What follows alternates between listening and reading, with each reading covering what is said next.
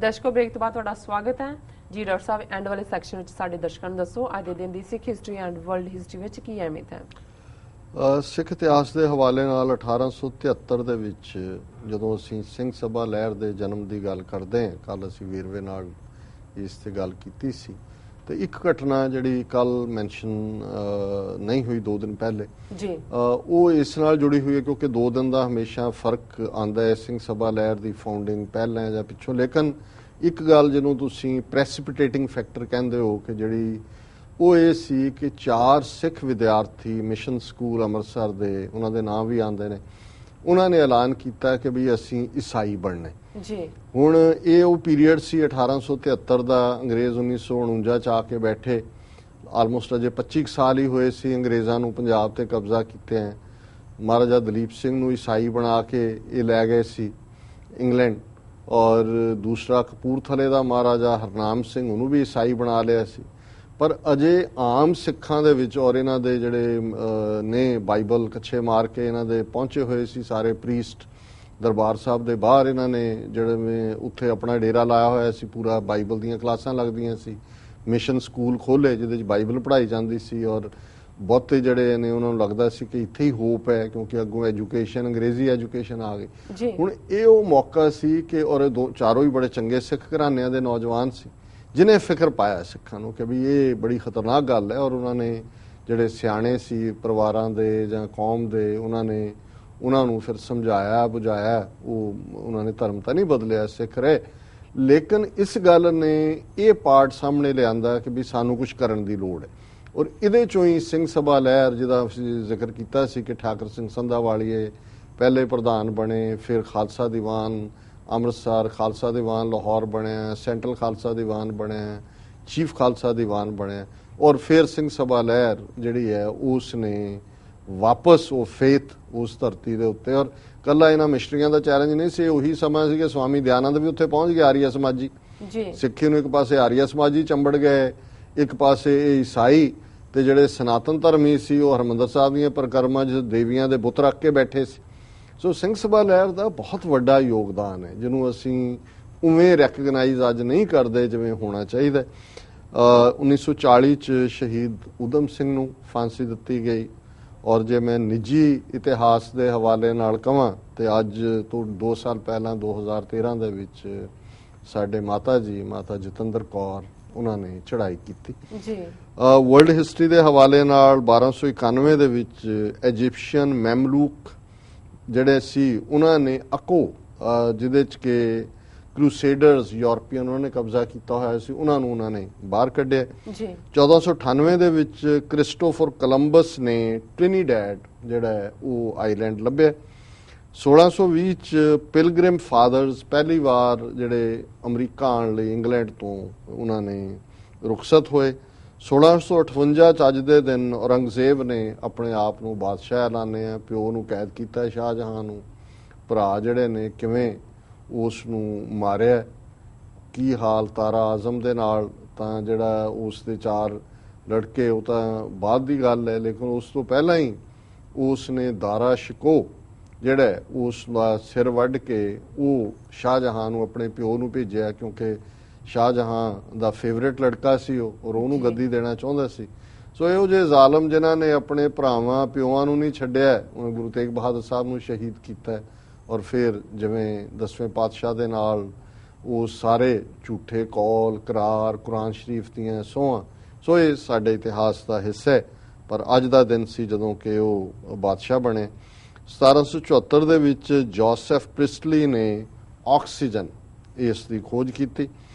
1809 ਦੇ ਵਿੱਚ ਪਹਿਲਾ practical US rail road track Philadelphia ਦੇ ਵਿੱਚ ਬਣਿਆ। ਅੱਜ ਜਿਵੇਂ ਰੇਲਵੇ ਲਾਈਨਾਂ ਨੇ, ਸ਼ੁਰੂ ਤੋਂ ਇਦਾਂ ਰੇਲ ਗੱਡੀਆਂ ਨਹੀਂ ਸੀ ਦੌੜਦੀਆਂ, ਉਹ ਟਰੈਕ ਬਣਿਆ ਜਿੱਥੇ ਕਿ ਘੋੜਾ ਗਾੜੀ ਦੌੜਦੀ ਸੀ ਟਰੈਕ ਦੇ ਉੱਤੇ। ਸੋ ਇੱਥੋਂ ਜਿਹੜਾ ਰੇਲ ਗੱਡੀਆਂ ਦੀ ਸ਼ੁਰੂਆਤ ਤਾਂ ਬਾਅਦ ਚ ਹੁੰਦੀ ਹੈ। ਸੋ ਇਹ ਪਹਿਲਾ ਜਿਹੜਾ ਵੁਡਨ ਹੋਰਸ ਡਰਿਵਨ ਟਰੈਕ ਸੀ 1809 ਦੇ ਵਿੱਚ ਹੋਂਦ ਚ ਆਇਆ। 1959 ਦੇ ਵਿੱਚ ਸਪੇਨ ਦੇ ਵਿੱਚ ਆਜ਼ਾਦ ਮੁਲਕ ਲੈਣ ਦੇ ਲਈ ਬੈਸਕ ਰੈਵੋਲੂਸ਼ਨ ਜਿਹੜਾ ਉਹ ਸ਼ੁਰੂ ਹੋਇਆ, ਉਸ ਪਾਰਟੀ ਦੀ ਹੋਂਦ ETA ਉਹਨਾਂ ਦਾ ਜਨਮ ਹੋਇਆ। 1960 ਚ ਸ਼ਿਕਾਗੋ ਦਾ ਰਹਿਣ ਵਾਲਾ ਐਲੀਜਾ ਮੁਹੰਮਦ ਜਿਹਨੇ ਨੇਸ਼ਨ ਆਫ ਇਸਲਾਮ ਫਾਊਂਡ ਕੀਤਾ ਸੀ, ਜਿਹੜਾ ਮੇਨ ਸਟ੍ਰੀਮ ਇਸਲਾਮ ਤੋਂ ਵੱਖਰਾ ਹੈ। ਲੇਕਿਨ ਇੱਕ ਬਹੁਤ ਵੱਡੀ ਦੇਣ ਮੈਲਕਮ ਐਕਸ ਸੀ, ਜਿਹੜਾ ਐਲੀਜਾ ਮੁਹੰਮਦ ਦਾ ਚੇਲਾ ਬਣਿਆ ਪਰ ਬਾਅਦ ਚੋਂ ਮੇਨ ਸਟ੍ਰੀਮ ਇਸਲਾਮ 'ਚ ਆ ਗਿਆ ਸੀ। ਪਰ ਐਲੀਜਾ ਮੁਹੰਮਦ ਨੇ, ਮੈਂ ਦੇਖ ਰਿਹਾ ਸੀ ਕਿ 1960 'ਚ ਉਹਨੇ ਮੰਗ ਕੀਤੀ ਕਿ ਅਮਰੀਕਾ ਦੇ ਵਿੱਚ ਸਾਡੇ ਕਾਲਿਆਂ ਦੇ ਲਈ ਅੱਡ ਸਟੇਟ ਬਣਾਈ ਜਾਏ ਜੇ ਤੁਸੀਂ ਸਾਨੂੰ ਹੱਕ ਨਹੀਂ ਦੇਣੇ। ਸੋ ਜਦੋਂ ਅਸੀਂ 1960ਵਿਆਂ 'ਚ Malcolm X, Martin Luther King ਤਬਦੀਲੀ ਦੀ ਗੱਲ ਕਰਦੇ ਹਾਂ ਤੇ ਬੈਕਗਰਾਊਂਡ 'ਚ ਚੱਲ ਰਿਹਾ ਸੀ ਕਿ ਇੱਥੇ ਮੈਜੋਰਟੀ ਗੋਰਿਆਂ ਨੇ ਵੀ ਦੇਖਿਆ ਕਿ ਵੀ ਜੇ ਅਸੀਂ ਇਹਨਾਂ ਨੂੰ ਹੁਣ ਲਿਬਰਟੀਜ਼ ਨਾ ਦਿੱਤੀਆਂ, ਸੈਗਰੀਗੇਸ਼ਨ ਨਾ ਤੋੜੀ, ਤੇ ਫਿਰ ਇੱਥੇ ਵੀ ਜਿਹੜਾ ਇਸ ਕਿਸਮ ਦਾ ਕੁਝ ਸ਼ੁਰੂ ਹੋ ਜਾਏਗਾ ਜੀ। 1965 ਦੇ ਵਿੱਚ ਇੰਗਲੈਂਡ ਦੇ ਬ੍ਰਿਟਿਸ਼ ਟੀਵੀ ਦੇ ਉੱਤੇ ਉਹਨਾਂ ਨੇ ਜਿਹੜੀਆਂ ਸਿਗਰਟਸ ਦੀਆਂ ਐਡਸ ਸੀ ਉਹ ਪਰਮਾਨੈਂਟਲੀ ਬੰਦ ਕਰ ਦਿੱਤੀਆਂ। 1991 ਚ ਸੈਨੇਟ ਨੇ ਪਹਿਲੀ ਵਾਰ ਵੋਟਾਂ ਪਾ ਕੇ ਔਰਤਾਂ ਨੂੰ ਇਹ ਅਲਾਉ ਕੀਤਾ ਕਿ ਉਹ ਜੰਗ ਦੇ ਵਿੱਚ ਕੰਬੈਟ 에ਅਰਕ੍ਰਾਫਟ ਜਿਹੜੀਆਂ ਨੇ ਜਿਹੜਾ ਉਡਾ ਸਕਦੀਆਂ। 1991 ਦੇ ਵਿੱਚ ਰਸ਼ੀਆ ਔਰ ਅਮਰੀਕਾ ਨੇ long range nuclear weapon reduction pact ਦੇ ਉੱਤੇ ਦਸਤਖਤ ਕੀਤੇ ਕਿ ਵੀ ਅਸੀਂ ਜਿਹੜੀਆਂ ਮਾਰ ਕਰਨ ਵਾਲੀਆਂ ਮਿਜ਼ਾਈਲਾਂ ਨੇ ਇਹਨਾਂ ਦੀ ਗਿਣਤੀ ਘਟਾਵਾਂਗੇ। ਸੋ ਇਹ ਸਿੱਖ ਹਿਸਟਰੀ ਦੇ ਹਵਾਲੇ ਵਰਲਡ ਹਿਸਟਰੀ। ਡਾਕਟਰ ਸਾਹਿਬ ਤੁਹਾਡਾ ਬਹੁਤ ਬਹੁਤ ਸ਼ੁਕਰੀਆ। ਹੁਣ ਸਾਡੇ ਦਰਸ਼ਕਾਂ ਨੂੰ ਦੱਸੋ ਅੱਜ ਦਾ ਵਿਚਾਰ। ਅੱਜ ਦੇ ਵਿਚਾਰ ਲਈ ਅਸੀਂ ਭਾਈ ਗੁਰਦਾਸ ਜੀ ਦੇ ਬ੍ਰਿਜ ਭਾਸ਼ਾ 'ਚ ਲਿਖੇ ਕਵਿਤ ਨੰਬਰ 91 ਨੂੰ ਚੁਣਿਆ ਔਰ ਇਹ ਕਵਿਤ ਹੈ। ਸਫਲ ਜਨਮ ਗੁਰਮੁਖ ਹੋਏ, ਜਨਮ ਜੀਤਿਓ, ਚਰਨ ਸਫਲ ਗੁਰ ਮਾਰਗ ਰਵਨ ਕੈ, ਲੋਚਨ ਸਫਲ ਗੁਰ ਦਰਸਾ ਵਲੋਕਨ ਕੈ, ਮਸਤਕ ਸਫਲ ਰਜ ਪਦ ਗਵਨ ਕੈ, ਹਸਤ ਸਫਲ ਨਮ ਸਤਗੁਰ ਬਾਣੀ ਲਿਖੇ, ਸ਼ਰੁਤ ਸਫਲ ਗੁਰ ਸ਼ਬਦ ਸ਼ਰਵਨ ਕੈ, ਸੰਗਤ ਸਫਲ ਗੁਰ ਸਿੱਖ ਸਾਧ ਸੰਗਮ ਕੈ, ਪ੍ਰੇਮ ਨੇਮ ਗਮਤਾ ਤ੍ਰਿਕਾਲ ਤ੍ਰਿਪਵਨ ਕੈ। ਜੀ ਭਾਈ ਸਾਹਿਬ ਫਰਮਾਉਂਦੇ ਨੇ ਕਿ ਉਹਨਾਂ ਗੁਰਮੁਖਾਂ ਦਾ ਜਨਮ ਸਫਲ ਹੈ, ਉਹਨਾਂ ਦਾ ਇਸ ਜੀਵਨ ਦੇ ਵਿੱਚ ਆਣਾ, ਮਨੁੱਖੀ ਜਾਮੇ ਦੇ ਵਿੱਚ ਆ ਕੇ ਵਿਚਰਨਾ ਅਕਾਲ ਪੁਰਖ ਨੂੰ ਪ੍ਰਵਾਨ ਹੈ, ਸਫਲ ਪ੍ਰਵਾਨੀ ਹੈ। ਜਨਮ ਜੀਤਿਓ, ਜਿਨ੍ਹਾਂ ਨੇ ਜ਼ਿੰਦਗੀ ਦੀ ਲੜਾਈ ਜਿੱਤ ਲਈ ਹੈ। ਹੁਣ ਜ਼ਿੰਦਗੀ ਦੀ ਲੜਾਈ ਜਿੱਤਣਾ ਕੀ ਹੈ ਕਿ ਜ਼ਿੰਦਗੀ ਦਾ ਜਿਹੜਾ ਪ੍ਰਯੋਜਨ ਹੈ, ਮਨੋਰਥ ਹੈ, ਉਸ ਨੂੰ ਹਾਸਲ ਕਰਨਾ, ਜੀਵਨ ਨੂੰ ਸਫਲ ਕਰਨਾ, ਜੀਵਨ 'ਚ ਪਰਉਪਕਾਰ, ਬ੍ਰਹਮ ਗਿਆਨੀ ਪਰਉਪਕਾਰ ਉਮਾਹਾ, ਜੀ ਇਹ ਸਾਰੇ ਨੂੰ ਜਿਨ੍ਹਾਂ ਨੇ ਜੀਵਨ ਨੂੰ ਸਫਲ ਕੀਤਾ ਹੈ, ਉਹਨਾਂ ਨੇ ਮਾਨੋ ਜੀਵਨ ਨੂੰ ਜਿੱਤ ਲਿਆ ਔਰ ਉਹਨਾਂ ਦਾ ਆਏ ਸੇ ਪ੍ਰਵਾਨ, ਕਿ ਉਹਨਾਂ ਦਾ ਆਣਾ ਜਗ ਦੇ ਵਿੱਚ ਪ੍ਰਵਾਨ ਹੈ। ਚਰਨ ਸਫਲ ਗੁਰ ਮਾਰਗ ਰਵਨ ਕੈ, ਕਿ ਉਹ ਚਰਨ ਪੈਰ ਸਫਲ ਨੇ ਜਿਹੜੇ ਗੁਰੂ ਦੇ ਰਸਤੇ ਤੇ ਤੁਰ ਕੇ ਜਾਂਦੇ ਨੇ, ਜਿਹੜੇ ਗੁਰੂ ਦੇ ਰਸਤੇ ਤੇ ਤੁਰਦੇ ਨੇ, ਉਹ ਚਰਨ, ਉਹ ਪੈਰ ਸਫਲ ਨੇ। ਲੋਚਨ ਸਫਲ ਗੁਰ ਦਰਸਾ ਵਲੋਕਨ ਕੈ, ਲੋਚਨ ਅੱਖਾਂ ਨੂੰ ਕਹਿੰਦੇ ਨੇ, ਉਹ ਅੱਖਾਂ ਸਫਲ ਨੇ ਜਿਹੜੀਆਂ ਕਿ ਹਰ ਇੱਕ ਦੇ ਵਿੱਚ ਉਸ ਨਿਰੰਕਾਰ ਦਾ ਜਲਵਾ ਦੇਖਦੀਆਂ, ਨਿਰੰਕਾਰ ਦਾ ਰੂਪ ਦੇਖਦੀਆਂ। ਔਰ ਅਸੀਂ ਜਦੋਂ ਆਨੰਦ ਸਾਹਿਬ ਦੇ ਹਵਾਲੇ ਨਾਲੇ ਪੜ੍ਹਦੇ ਹਾਂ, ਇਹ ਨੇਤਰੋ ਮੇਰਿਓ ਹਰ ਤੁਮ ਮੈਂ ਜੋਤ ਧਰੀ, ਹਰ ਬਿਨ ਅਵਰ ਨਾ ਦੇਖੋ ਕੋਈ ਨਦਰੀ ਹਰ ਨਿਹਾਲਿਆ, ਜੀ ਫਿਰ ਇਹ ਸਰਵਨੋ ਮੇਰਿਓ ਸਾਚੈ ਸੁਣਨੈ ਨੂੰ ਪਠਾਏ। ਹੁਣ ਇਹ ਸਾਰਾ ਹੀ ਇਹ ਸਰੀਰਾ ਮੇਰਿਆ, ਇਸ ਜਗ ਮੈਂ ਆਏ ਕੈ ਕਿਆ ਤੁਧ ਕਰਮ ਕਮਾਇਆ।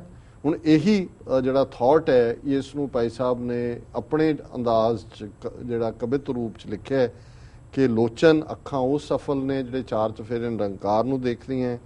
ਮਸਤਕ ਸਫਲ ਰਜ ਪਦ ਗਵਨ ਕੈ, ਉਹ ਮੱਥੇ ਸਫਲ ਨੇ ਜਿਹੜੇ ਉਸ ਧਰਤੀ ਦੇ ਉੱਤੇ ਝੁਕਦੇ ਨੇ ਜਿਸ ਧਰਤੀ ਤੋਂ ਸਤਿਗੁਰ ਲੰਘ ਕੇ ਗਏ ਨੇ, ਔਰ ਉਹਨਾਂ ਦੇ ਚਰਨਾਂ ਦੀ ਧੂੜ ਜਿਹੜੇ ਮਸਤਕ ਤੇ ਲੱਗਦੀ ਹੈ, ਉਹ ਮਸਤਕ ਸਫਲ ਹੈ। ਜੀ ਹਸਤ ਸਫਲ ਨਮ ਸਤਿਗੁਰ ਬਾਣੀ ਲਿਖੇ, ਉਹ ਹੱਥ ਸਫਲ ਨੇ ਜਿਹੜੇ ਗੁਰੂ ਦੀ ਯਾਦ ਵਿੱਚ, ਗੁਰੂ ਦੇ ਪਿਆਰ ਵਿੱਚ, ਗੁਰੂ ਦੇ ਸਤਿਕਾਰ ਵਿੱਚ ਝੁਕਦੇ ਨੇ, ਤੇ ਜਾਂ ਜਿਹੜੇ ਗੁਰੂ ਦੀ ਬਾਣੀ ਨੂੰ ਲਿਖਦੇ ਨੇ। ਔਰ ਪੁਰਾਤਨ ਸਿੱਖਾਂ ਦੇ ਵਿੱਚ ਹੱਥਾਂ ਨਾਲ ਜਿਹੜੇ ਅਸੀਂ ਹੱਥ ਲਿਖਤ ਬੀੜਾਂ ਦੀ ਗੱਲ ਕਰਦੇ ਹਾਂ, ਗੁਟਕੇ ਨੇ, ਸੋ ਬੜੇ ਪ੍ਰੇਮ ਦੇ ਨਾਲ ਗੁਰੂ ਦੀ ਬਾਣੀ ਲਿਖਦੇ ਸੀ।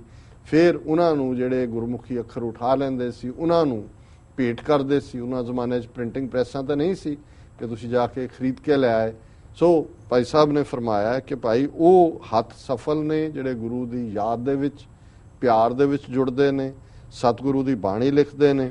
ਸ਼ਰੁਤ ਸਫਲ ਗੁਰ ਸ਼ਬਦ ਸ਼ਰਵਨ ਕੇ, ਸ਼ਰੁਤੀ ਕੰਨਾਂ ਨੂੰ ਤੋਂ ਕਹਿੰਦੇ ਨੇ ਕਿ ਉਹ ਕੰਨ ਸਫਲ ਨੇ ਜਿਹੜੇ ਕਿ ਗੁਰੂ ਦੇ ਸ਼ਬਦ ਨੂੰ ਸੁਣਦੇ ਨੇ। ਤੇ ਅਖੀਰ ਚ ਭਾਈ ਸਾਹਿਬ ਕਹਿੰਦੇ ਨੇ ਸੰਗਤ ਸਫਲ ਗੁਰ ਸਿੱਖ ਸਾਧ ਸੰਗਮ ਕੇ, ਜਦੋਂ ਗੁਰੂ ਦਾ ਸਿੱਖ ਸਾਧ ਸੰਗਤ ਦੇ ਵਿੱਚ ਆ ਕੇ ਨਿਰੰਕਾਰ ਦਾ ਜਸ ਗਾਇਨ ਕਰਦਾ, ਪ੍ਰੇਮ ਨੇਮ ਗਮਿਤਾ ਤ੍ਰਿਕਾਲ ਤ੍ਰਿਭਵਨ ਕੇ, ਕਿ ਪ੍ਰੇਮ ਦੇ ਵਿੱਚ ਇਸ ਨੇਮ ਨੂੰ ਸੰਗਤ ਵਿੱਚ ਜਾਣ ਦੇ ਨੇਮ ਨੂੰ ਨਿਭਾਣਾ, ਉਸ ਦੇ ਅੰਦਰ 3 ਕਾਲਾਂ ਦੀ ਸੋਝੀ ਦੇ ਦਿੰਦਾ ਹੈ, ਪਾਸਟ ਪ੍ਰੈਜ਼ੈਂਟ ਫਿਊਚਰ ਜੀ। ਔਰ ਤਿੰਨਾਂ ਭਵਨਾਂ ਦੀ, ਜਦੋਂ ਅਸੀਂ 3 ਲੋਕ ਜਿਹੜਾ ਜਿਸ ਨੂੰ ਕਬੀਰ ਸਾਹਿਬ ਨੇ ਫਰਮਾਇਆ ਕਿ ਇਸ ਮਨ ਲਓ ਜੋ ਉਨਮਨ ਰਹੇ ਤੋ 3 ਲੋਕ ਕੀ ਬਾतें ਕਹੇ, ਕਿ ਵੀ ਜਦੋਂ ਅਸੀਂ ਗੁਰੂ ਦੇ ਅੱਗੇ ਆਪਣਾ ਆਪ ਰੱਖ ਦਿੰਦੇ ਤੇ ਫਿਰ ਸਤਿਗੁਰੂ ਦੀ ਬਖਸ਼ਿਸ਼ ਦੇ ਨਾਲ ਕੁੱਲ ਸਾਰੇ ਕਪਾਟ ਅੰਦਰਲੇ ਸਾਰੇ ਦਰਵਾਜ਼ੇ ਖੁੱਲ ਜਾਂਦੇ ਨੇ, ਚਾਨਣ ਹੋ ਜਾਂਦਾ ਹੈ, ਗਿਆਨ ਹੋ ਜਾਂਦਾ ਹੈ ਤੇ ਜਤ ਦੇਖਾਂ ਤਤ ਤੂੰ ਜੀ ਇਹੀ ਨਜ਼ਰ ਆਉਂਦਾ ਹੈ। ਸੋ ਇਹ ਅੱਜ ਦਾ ਵਿਚਾਰ ਹੈ ਜੀ। ਡਾਕਟਰ ਸਾਹਿਬ ਤੁਹਾਡਾ ਬਹੁਤ ਬਹੁਤ ਸ਼ੁਕਰੀਆ, ਤੁਸੀਂ ਅੱਜ ਦਾ ਵਿਚਾਰ ਸਾਡੇ ਦਰਸ਼ਕਾਂ ਨਾਲ ਸਾਂਝਾ ਕੀਤਾ। ਇਸ ਨਾਲ ਆਪਣੇ ਵਿਊਅਰਸ ਕੋਲ ਨੇ ਇਜਾਜ਼ਤ। ਵਿਊਅਰਸ ਤੁਹਾਡਾ ਬਹੁਤ ਬਹੁਤ ਸ਼ੁਕਰੀਆ, ਤੁਸੀਂ ਆਪਣੇ ਕੀਮਤੀ ਸਮੇਂ ਵਿੱਚੋਂ ਸਮਾਂ ਕੱਢ ਕੇ ਸਾਨੂੰ ਆਪਣੇ ਰਾਏ ਤੇ ਸੁਝਾਅ ਭੇਜਣੇ ਤਾਂ ਇਸ ਤਰ੍ਹਾਂ ਭੇਜਦੇ ਰਹਿਣਾ ਸਾਡੇ ਇਸ ਪਤੇ ਤੇ sos@tv84.tv ਤੇ। ਅਸੀਂ ਆਪਣਾ ਪ੍ਰੋਗਰਾਮ ਲੈ ਕੇ ਫਿਰ ਦੁਬਾਰਾ ਹਾਜ਼ਰ ਹੋਵਾਂਗੇ। ਤਦ ਤੱਕ ਲਈ ਮੈਨੂੰ ਤੇ ਆਪਣੇ ਡਾਕਟਰ ਨੂੰ ਆਗਿਆ ਦਿਓ। ਬੁਲਾ ਦਿਓ ਫਤਿਹ। ਵਾਹਿਗੁਰੂ ਜੀ ਕਾ ਖਾਲਸਾ, ਵਾਹਿਗੁਰੂ ਜੀ ਕੀ ਫਤਿਹ।